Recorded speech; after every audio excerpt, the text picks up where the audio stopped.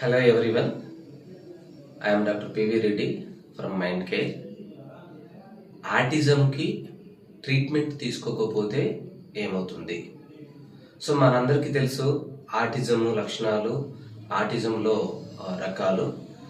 ఉదాహరణకి ఇన్అటెంటివ్నెస్, hyper activity, impulsivity ప్రధానంగా గమనించవచ్చు. ట్రీట్మెంట్ తీసుకోకపోతే ఏమవుతుంది అంటే దీర్ఘకాలంలో సమస్య మరింత జటిలమయ్యి డిఫరెన్షియల్ డయాగ్నోసిస్ అంటారు.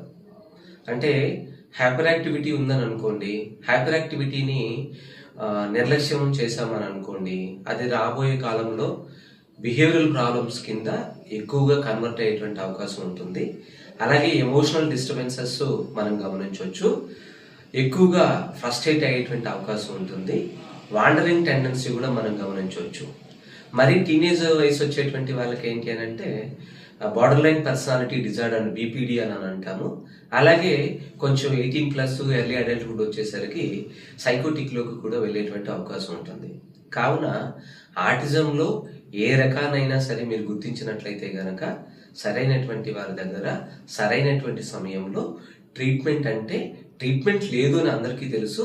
ట్రీట్మెంట్ అని అంటే ట్రైనింగ్ అనేటువంటిది ఒక ఎక్స్పర్ట్ టీం ఉంటుంది.